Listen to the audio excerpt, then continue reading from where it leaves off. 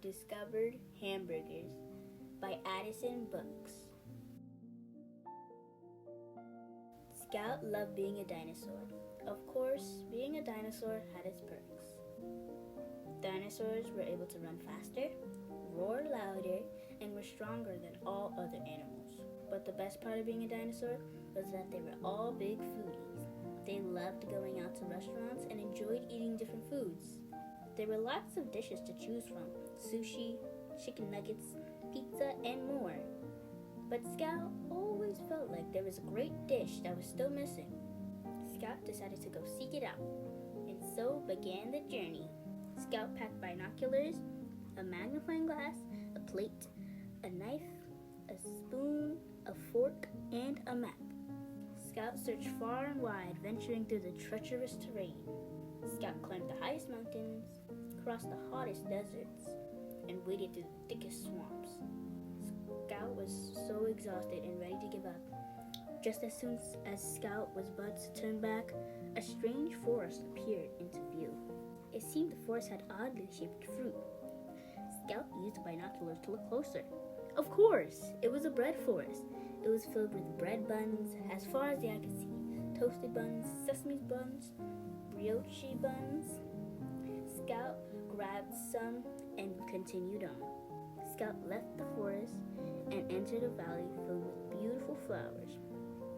But again, something was odd about these flowers. Scout took out the magnifying glass and took a closer look. It looked like the petals of the flowers were made of pickles. Of course, these were pickle flowers. Scout grabbed some and continued on. Scout kept walking and came across two strange rivers. One river was red and the other was yellow. Scout got close to the rivers and took out a spoon.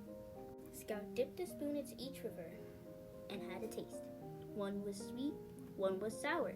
Of course, these were the great rivers of ketchup and mustard.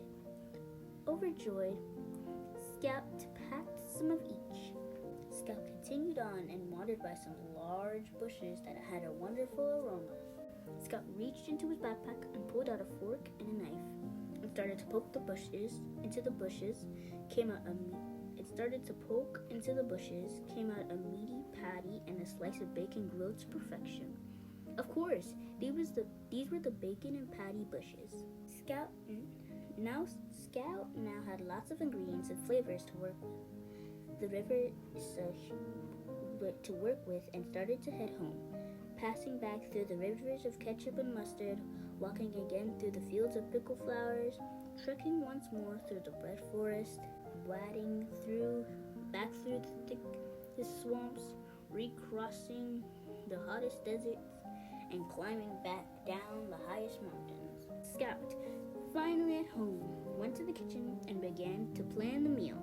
Scout tried out many different combinations, but none of them seemed right.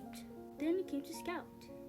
Of course, bun, ketchup, pickles, bacon, patty, mustard, and bun.